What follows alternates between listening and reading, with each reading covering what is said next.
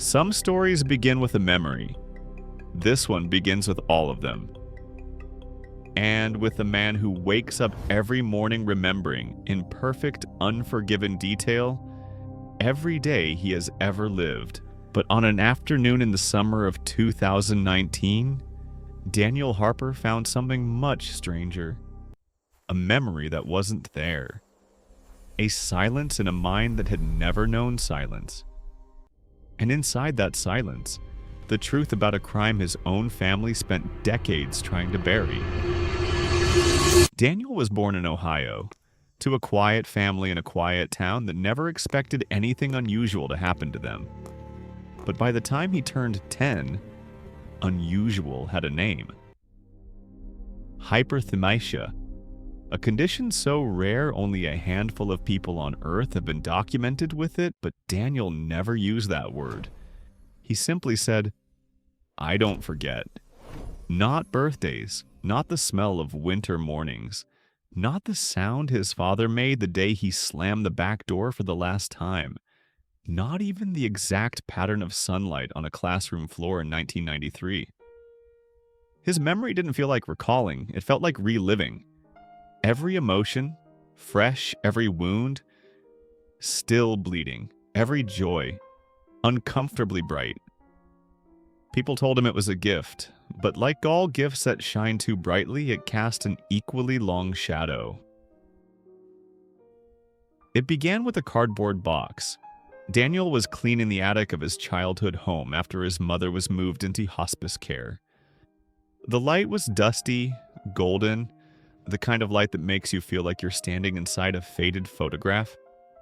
At the bottom of a box labeled Daniel, age 6, he found a drawing. A lake, a red pickup truck, a pine tree bending in the wind. And in the lower corner, a dark shape, human-shaped. The drawing was dated July 17th.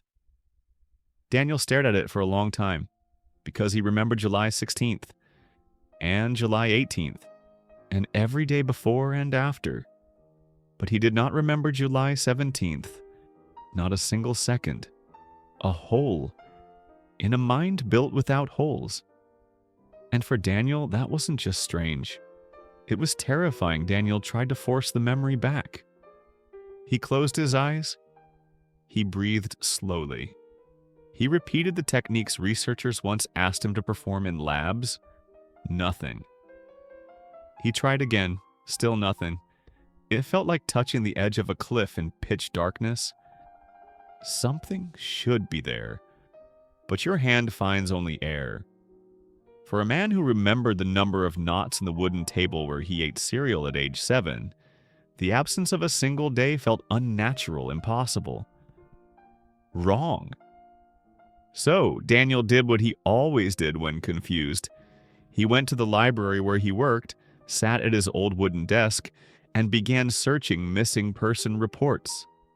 Local news archives, county records, and then he found it.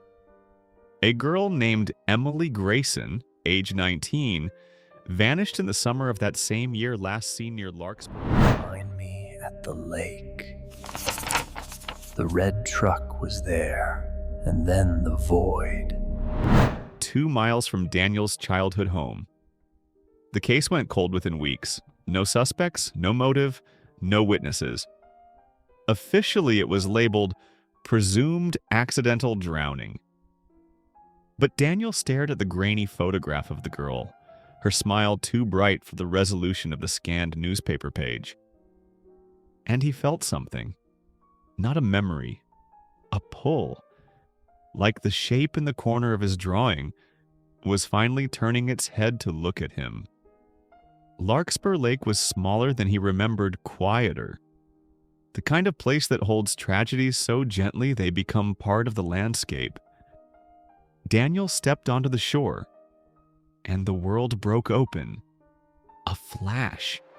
The red truck. His mother screaming his name. A man's shadow dragging something heavy. The cold smell of lake water, the metallic taste of fear. A taste he had forgotten he ever knew. Daniel fell to his knees. his heart racing with a memory so vivid he could almost feel the dampness of the dirt under his fingernails. The missing day was no longer missing. It was just buried. When Daniel visited his mother in the hospice that evening, she opened her eyes before he even spoke. "I always knew this day would come," she said. Her voice was thin, like paper. She told him the truth. Emily didn't drown, she was murdered. And the man who did it was Daniel's uncle. Her brother Daniel had seen it happen, or seen enough. And his mother, terrified the police would take her son as a witness, did the only thing she thought could protect him. She tried to erase the memory.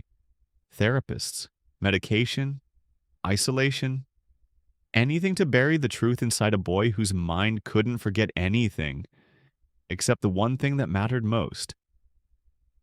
"It was supposed to be gone forever," she whispered.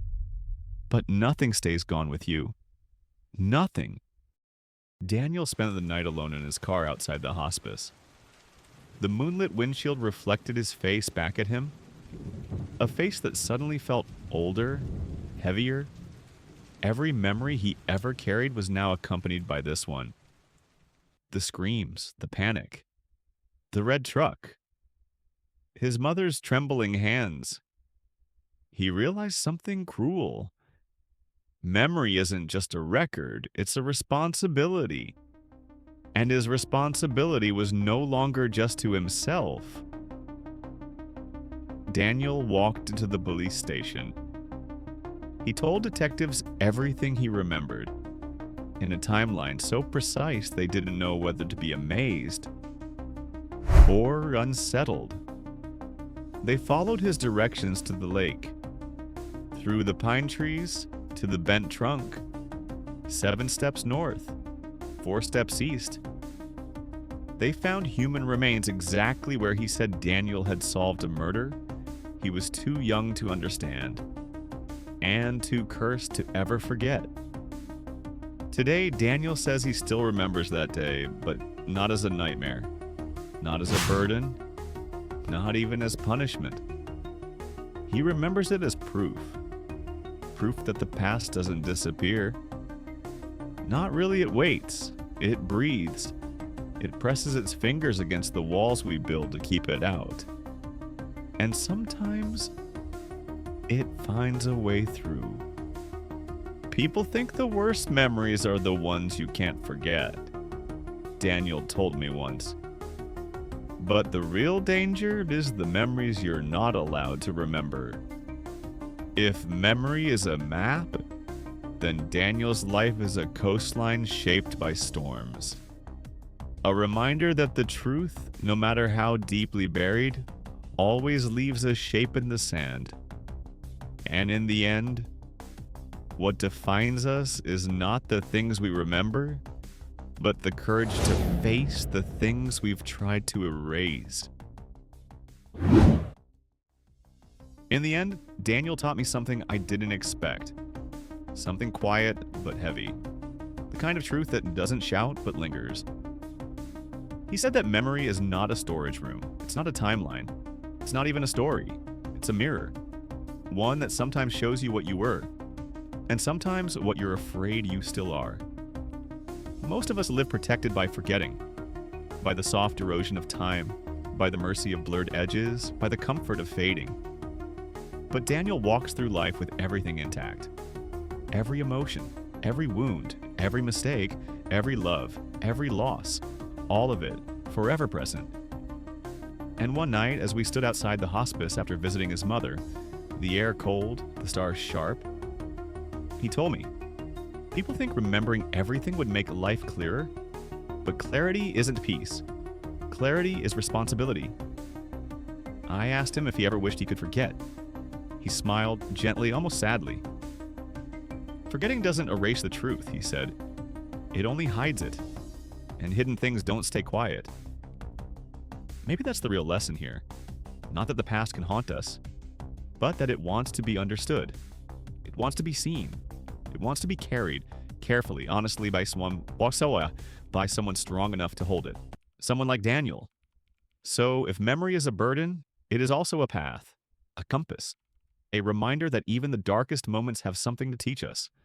And sometimes, the only way to finally move forward is to stop trying to forget and start learning how to remember.